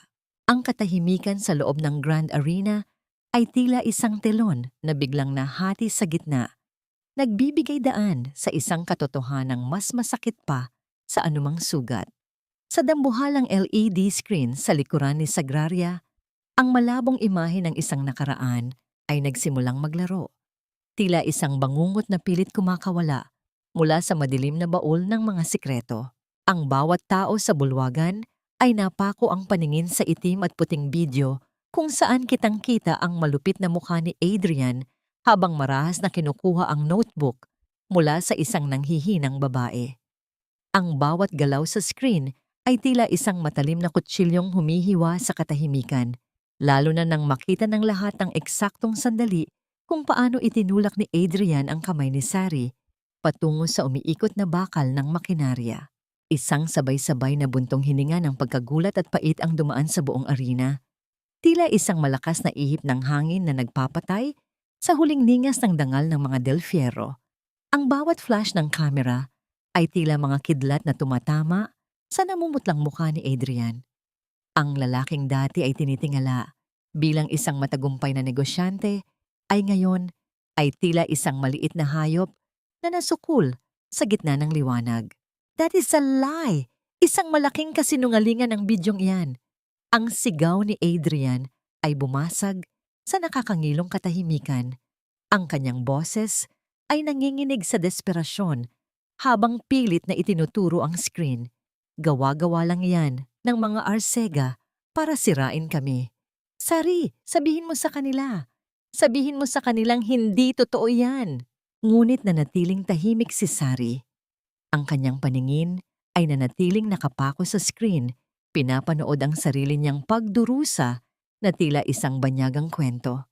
Naramdaman niya ang init ng kamay ni Dr. Theo sa kanyang balikat, isang haplos na nagsisilbing angkla sa gitna ng nagngangalit na emosyon. Sa kabilang bahagi ng entablado, dahan-dahang lumakad ang abogado ni Don Emiliano patungo sa gitna. May hawak na isang makapal na envelope. Hindi lamang ito ang katotohanang kailangang harapin ng pamilya Del Fierro ngayong gabi. Ang boses ng abogado ay tila isang hatol na umalingaw-ngaw sa bawat sulok ng arena. Narito ang mga dokumentong nagpapatunay ng pagbabayad ni Doña Purificacion sa isang opisyal upang itago ang arson case 20 taon na ang nakalilipas, ang sunog na pumatay kay Magdalena Arcega. Mayroon kaming mga testimonya at mga bank transfer na magpapatunay sa inyong krimen. Sa sandaling iyon, ang hiyaw ng publiko ay tila naging isang malakas na bagyo. Ang bawat panunuya at bawat salita ng galit mula sa mga manonood ay tila mga bato na ibinabato sa pamilyang matagal nang naghari sa pamamagitan ng takot at pera. Ang mga mamamahayag ay nagunahan sa pagkuha ng larawan ni Doña Purificacion na ngayon ay nakaupo sa kanyang upuan, ang kanyang mga mata ay nanunuyo at ang kanyang labi ay nanginginig habang mahigpit na hawak ang kanyang rosaryo na tila hindi na siya kayang iligtas ng anumang panalangin. Mula sa mga gilid ng arena, pumasok ang ilang mga opisyal na nakauniporme ng madilim na asul, ang kinang ng kanilang mga tsapa at ang matalim na tunog ng kanilang mga sapatos sa sahig ay tila hudyat ng pagdating ng katarungan. Nilapitan nila si Adrian na tila nawalan na ng lakas upang lumaban. Nang maramdaman ni Adrian ang malamig na bakal ng posas sa kanyang mga pulso, muli siyang tumingin kay Sari. Ang kanyang mga mata ay puno ng pagsamo, umaasa na sa huling pagkakataon ay mangingibabaw ang pagiging martir ng babaeng dati niyang asawa. Sari, please! Patawarin mo ako. Gawin mo ito para sa ating pinagsamahan. Utang na loob. Sari? Ang boses ni Adrian ay isang basag na pagsusumamo habang dahan-dahan siyang hinihila ng mga pulis. Tiningnan siya ni Sari ng matagal. Walang galit sa kanyang mga mata, kundi isang malalim at malamig na kawalan ng pakiramdam. Ang bawat alaala ng kanyang pagdurusa, ang bawat gabing iniyakan niya ang lalaking ito, ay tila mga abo na tinangay na ng hangin. Dahan-dahang tinalikuran ni Sari si Adrian nang walang sinasabing anuman. Isang pagtalikod na mas masakit pa kaysa sa anumang sampal. Ang kanyang kanang kamay na may peklat ay hinawakan niya ng mahigpit, hindi dahil sa sakit, kundi dahil sa kalayaang sa wakas ay hawak na niya. Sa gitna ng kaguluhan, si Celestina ay nagsimulang sumigaw at isisi ang lahat kay Adrian. Pilit na inilalayo ang kanyang sarili sa pagbagsak ng kumpanya. Ngunit wala nang nakikinig sa kanya. Ang bawat flash ng kamera ay tila isang panibagong sugat sa kanyang pagkatao. Samantala, si Doña Purificacion na tila hindi na nakayanan ang bigat ng kahihiyan at ang pagguho ng kanyang kaharian, ay dahan-dahang nawalan ng balanse. Ang kanyang katawan ay bumagsak sa malamig na semento ng arena, ngunit sa gitna ng libo-libong tao, wala ni isang kamay ang umabot upang siya ay saluhin. Ang matanda ay nanatiling nakahandusay, mag-isa at talunan, habang ang anino ng katarungan ay dahan-dahang lumalamon sa kanyang huling hininga ng kapangyarihan. Ang bawat yabag ng sapatos ni Sagraria sa makinis na sahig ng ospital ay tila isang hudyat ng pagtatapos ng isang mahabang kabanata ng pighati. Ang amoy ng gamot at ang lamig ng paligid ay tila hindi na kasing talim ng dati, sapagkat ang bigat sa kanyang dibdib ay dahan-dahan nang pinapalitan ng isang uri ng kapayapaang ngayon lamang niya naramdaman. Paghinto niya sa tapat ng puting pinto ng silid, sandali siyang tumigil upang huminga ng malalim. Dinarama ang bawat tibok ng kanyang pusong, hindi na nanginginig sa takot. Sa loob ng silid, ang dating makapangyarihan at mapagmataas na si Doña Purificacion ay nakaratay. Tila isang lantang dahon na kinuha na ng panahon ang lahat ng kulay. Wala na ang mga kumikinang nahiya sa kanyang mga daliri. Wala na ang ayos ng kanyang buhok at ang kanyang mga mata na dati ay puno ng pangungutya ay ngayon ay puno na lamang ng guwang at pangamba. Ang bawat paghinga ng matanda ay may kasamang hirap, isang piping pag-amin ng kanyang pagkatalo. Nang marinig ng matanda ang pagbukas ng pinto, dahan-dahan siyang lumingon. Ang kanyang paningin ay nanatili sa mukha ni Sari at sa isang sandali, ang anino ng kanyang dating pagkatao ay muling sumilip. "Hari anak," ang boses ni Doña Purificacion ay tila isang basag na talinghaga, manipis at nanginginig. "Please, patawarin mo na kami. Alam kong marami kaming pagkakamali, pero pamilya tayo, di ba? Isipin mo ang sasabihin ng mga tao kung hahayaan mong mabulok si Adrian sa kulungan. Isipin mo ang utang na loob mo sa amin noong walang-wala ka pa." Lumapit si Sari sa gilid ng higaan. Ang kanyang mukha ay kalmado na parang dagat pagkatapos ng isang malakas na unos. Tinitigan niya ang matandang babaeng matagal na naghari sa kanyang buhay sa pamamagitan ng pananakot at pagmamanipula. Walang galit sa mga mata ni Sari, kundi isang malalim na pangunawa sa kalagayan ng isang taong hanggang sa huling sandali ay tanging sarili lamang ang iniisip.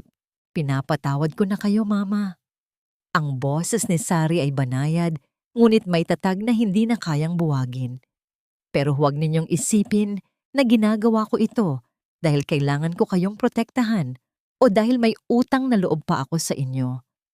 Pinapatawad ko kayo para sa sarili ko, dahil ayaw ko nang dalhin ang bigat ng puot ninyo sa bawat araw ng buhay ko. Ang bawat sakripisyo ko sa bahay ninyo ay tapos na. Binayaran ko na ang bawat butil ng kanin na isinusumbat ninyo sa pamamagitan ng dugo at pagod ng aking mga kamay." Dahan-dahang inilapag ni Sari sa ibabaw ng lamesa ang isang maliit na lalagyan ng sapin-sapin. Ang mga kulay nito ay matingkad sa gitna ng maputlang silid. "Ito ang huling kakanin na lulutuin ko para sa inyo. Tikman ninyo ito." upang maalala ninyo ang lasa ng katotohanan na pilit ninyong ninakaw.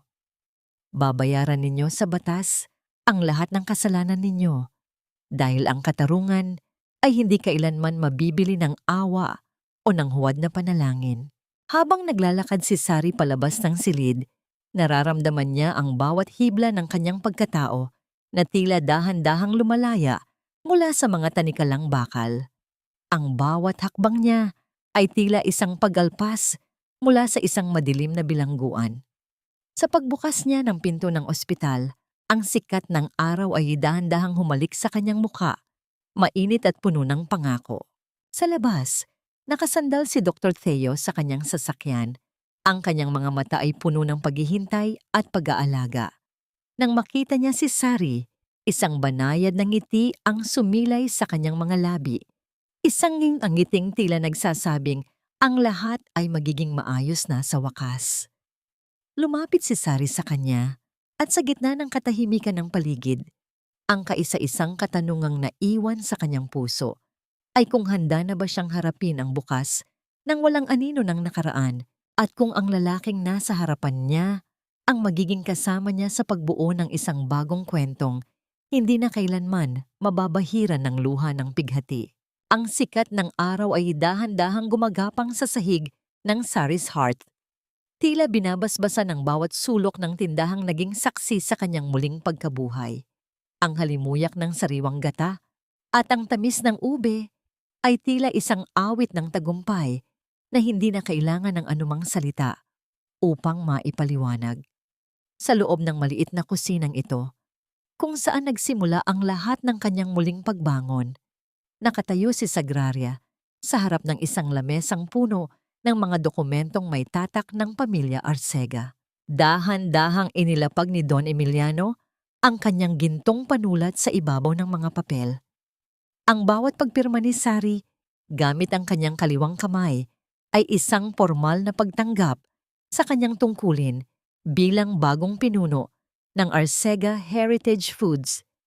Ngunit sa halip na lumipat sa isang matayog na gusali sa gitna ng syudad, pinili ni Sari na panatilihin ang Sari's Hearth bilang sentro ng kanyang operasyon. Para sa kanya, ang tunay na kapangyarihan ay wala sa taas ng palapag, kundi sa init ng kalan at sa pagmamahal na ibinibigay sa bawat kakanin. Chef Sari, narito na po ang listahan ng mga bagong trainees mula sa kababaihang humihingi ng tulong sa foundation natin. Ang wika ni Elena habang maingat na inilalapag ang isang folder. Ang kanyang boses ay puno ng paggalang at pasasalamat. Tumingin si Sari sa mga pangalan sa listahan. Ang kanyang tindahan ay hindi na lamang basta negosyo. Ito ay naging isang kanlungan para sa mga pusong sugatan at mga taong minaliit ng tadhana. Ang bawat babaeng nagtatrabaho sa kanya ay may sariling kwento ng pasakit. At sa bawat pagmasa nila ng harina, tila dahan-dahan din nilang hinuhubog ang kanilang bagong kinabukasan. Isang batang babae, anak ng isa sa kanyang mga manggagawa, ang dahan-dahang lumapit kay Sari habang siya ay nag-aayos ng mga tray. Napansin ni Sari ang paningin ng bata na nakapako sa kanyang kanang kamay. Ang kamay na may mga peklat na tila isang mapang iginuhit ng apoy at bakal. Dahan-dahang hinawakan ng bata ang kanyang mga daliri. Ang haplos nito ay banayad at puno ng inosenteng pagtataka. Hindi po ba masakit ang inyong mga kamay, Chef Sari? Ang bulong ng bata, ang kanyang mga mata, ay malaki at puno ng kuryosidad. Ngumiti si Sari at lumuhod upang maging kapantay ang bata. Ang kanyang kaliwang kamay ay marahang humaplos sa pisngi nito. Hindi na, anak. Ang mga peklat na ito ay hindi na masakit. Sila ay mga medalya ng aking pakikipaglaban. Ipinapakita nila na kahit gaano tayo saktan ng mundo, kaya nating bumangon at maging mas malakas kaysa dati. Sa labas ng tindahan, ang komunidad ay nagsimula ng magtipon-tipon para sa pagdiriwang ng unang anibersaryo ng Sari's Heart. Ang bawat tao ay may dalang kwento kung paano sila binigyang inspirasyon ng babaeng dati ay itinapon ng mga Del Fierro. Ang dating mahiyaing si Sari ay ngayon ay isang haligi ng katatagan, isang simbolo ng pag-asa na ang troso man ay kayang maging isang matatag na pundasyon ng tahanan. Naramdaman ni Sari ang isang pamilyar na init sa kanyang likuran. Si Dr. Theo ay nakatayo sa may pintuan, pinapanood ang bawat galaw niya nang may bakas ng matinding paghanga. Ang bawat sulyap ng doktor ay tila isang gamot na patuloy na nagpapahilom sa huling bahagi ng kanyang mga sugat. Nilapitan siya ni Theo at dahan-dahang inayos ang buhok na tumatabing sa kanyang mukha. Isang maliit na pagkilos na nagdulot ng isang matamis na panginginig sa puso ni Sari. Nagawa mo, Sari. You turned your pain into something beautiful. Ang bulong ni Theo, ang kanyang boses ay mababa at puno ng sinseridad na nagpapabilis sa tibok ng puso ng babae. Tumingin si Sari sa paligid, sa kanyang mga kasama, sa kanyang lolo na si Don Emiliano, at sa lalaking kailanman ay hindi siya binitawan.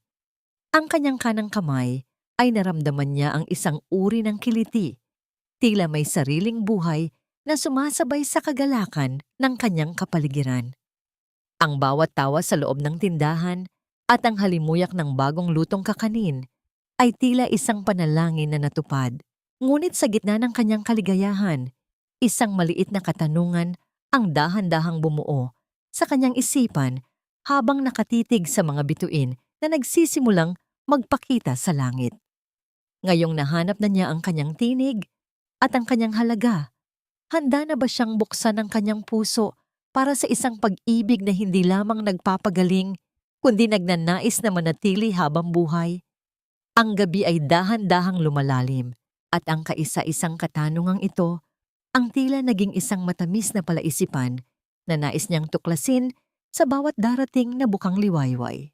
Ang gabi ay dahan-dahang lumalalim sa paligid ng Sari's hearth, habang ang init ng mga huling baga sa kalan ay unti-unti nang namamatay. Nag-iiwan ng isang banayad at komportableng init sa loob ng kusina. Ang halimuyak ng pandan at ang malapot na tamis ng latik ay tila nakakapit pa rin sa mga dingding, isang piping saksi sa tagumpay ng nagdaang araw. Kaming dalawa na lang ni Theo ang natira sa loob, dahan-dahang nagliligpit ng mga huling gamit sa ilalim ng malamlam na liwanag ng bumbilya. Ang bawat kilos namin ay banayad. Tila ayaw naming basagin ang katahimikang puno ng mga hindi masabing damdamin. Napansin ko ang aking kanang kamay habang nakapatong sa malinis na counter. Sa ilalim ng ilaw, ang mga peklat ay tila mga pilak na guhit sa aking balat, mga bakas ng isang digmaang akala ko noon ay tuluyan ng wawasak sa akin. Ngunit sa bawat haplos ng hangin, hindi nakirot ang nararamdaman ko, kundi isang uri ng katatagan. Huminto si Theo sa kanyang ginagawa at lumapit sa akin. Ang kanyang mga hakbang ay hindi nagmamadali. Tila binibigyan ako ng espasyo upang huminga sa gitna ng kanyang presensya. Sari, may gusto akong ibigay sa'yo. Ang boses ni Theo ay mababa at puno ng isang uri ng lambing na tila nagpapahinto sa tibok ng mundo. Inabot niya sa akin ang isang maliit na kahon na balot ng simpleng papel. Sa pagbukas ko nito, tumambad ang isang bracelet na yari sa pinong ginto. May mga disenyo ng maliliit na dahon na tila yumayakap sa bawat bahagi nito. Sa gitna ay may isang hiyas na kasing kulay ng dapit hapon. Naramdaman ko ang pag-init ng aking mga mata habang tinitingnan ang regalong iyon. Hindi ito isang ordinaryong alahas. Ang sukat nito ay sadyang ginawa upang palamutian ang aking kanang kamay, eksaktong nakalapat sa bahaging may pinakamalalim na peklat. Hindi ito para itago ang mga peklat mo, Sari, ang dugtong ni Theo habang dahan-dahan niyang kinukuha ang aking kamay. Ang kanyang mga daliri ay mainit at tuyo. Isang haplos na nagdadala ng kuryente ng ligaya sa aking buong pagkatao. I want this to frame them. I want you to look at this and remember that you are a survivor. Ang mga kamay na ito, kahit may mga sugat, ang nagluwalhati sa pangalan ng nanay mo at nagbigay ng bagong buhay sa maraming tao. For me, these are the most beautiful hands I have ever held. Naramdaman ko ang aking lalamunan na nanunuyo sa labis na emosyon. Walang anumang salita ang sapat upang tapatan ang kabutihan ng lalaking ito na nanatili sa tabi ko noong ako ay isang anino na lamang ng aking sarili. Dahan-dahan kong isinandal ang aking ulo sa kanyang balikat. Dinarama ang bango ng kanyang malinis na damit at ang seguridad na dulot ng kanyang pagkalinga. Sa sandaling iyon, ang lahat ng pait ng kahapon, ang lahat ng pang-aapi ng mga Del Fiero at ang bawat luhang pumatak sa loob ng madilim na kusina ay tila tuluyan ng natunaw. You saved me, Theo. Not just from the pain, but from the person I thought I was supposed to be. Ang bulong ko, ang aking tinig ay bahagyang nanginginig sa pagitan ng nangiti at pasasalamat. Hinawakan ni Theo ang aking baba at dahan-dahang iniharap sa kanya. Ang kanyang mga mata ay puno ng isang uri ng katapatan na tila nagbabasa sa kaibuturan ng aking kaluluwa. Hindi kita iniligtas, Sari. Ipinakita ko lang sa iyo ang liwanag na noon pa man ay nasa loob mo na. You did the hard work. You chose to rise sa ilalim ng tahimik na gabi habang ang mga bituin ay nagmamasid mula sa malayo. Ang aming mga daliri ay magkahawak kamay na nagpahinga sa ibabaw ng lamesang naging saksi sa aking pagbangon. Ang bawat hininga namin ay sabay, tila isang bagong tugtugin ng pag-ibig na walang halong takot o pagdududa. Ang gabi ay dahan-dahang lumalamig, ngunit sa loob ng aking puso, may isang apoy na hinding-hindi na muling mamamatay. Isang apoy na nagmumula sa pag-ibig na hindi lamang nagpapagaling, kundi nagnanais na manatili hanggang sa huling timpla ng aming buhay. Lumipas ang 5 taon, at ang sikat ng araw na tumatama sa bintana ng Sari's hearth ay tila mas maliwanag at mas mainit kaysa sa anumang umagang naranasan ni Sagraria sa kanyang nakaraan. Ang bango ng sariwang gata, ube, at bagong luto na malagkit ay naging bahagi na ng hininga ng buong komunidad. Hindi na lamang ito isang tindahan, ito ay naging isang paaralan ng pag-asa kung saan ang mga kababaihang dati ay tila mga anino na lamang ng kanilang mga sarili ay natutong humawak muli ng sandok at bumuo ng sarili nilang dangal. Ang katarungan ay dahan-dahang naisulat sa mga pahina ng kasaysayan. Si Adrian ay nananatili sa loob ng rehas, binabayaran ang bawat marahas na pagtulak at bawat kasinungalingang kinuha niya mula sa kanyang asawa. Ang kanyang pangalan na dati ay kasingkinang ng ginto ay ngayon ay naging isang babala na lamang sa mga taong nagnanais magnakaw ng pangarap ng iba. Si Celestina naman ay tuluyan ng naglaho sa mata ng publiko.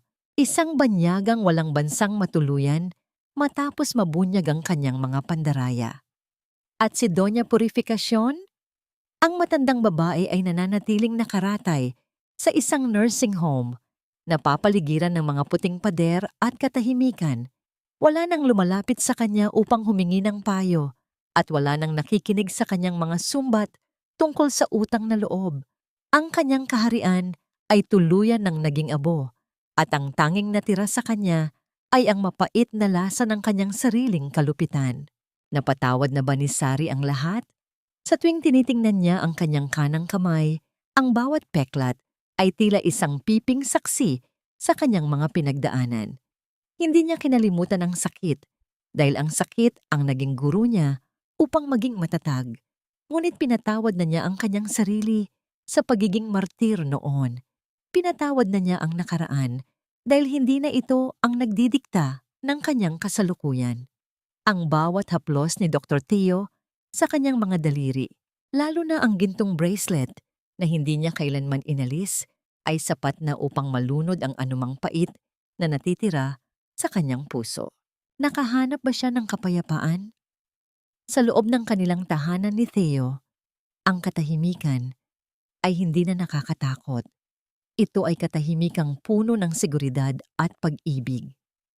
Sa bawat gabi, na magkahawak kamay silang nanonood sa paglubog ng araw. Alam ni Sari na ang kanyang paghahanap sa tunay na pamilya ay natapos na.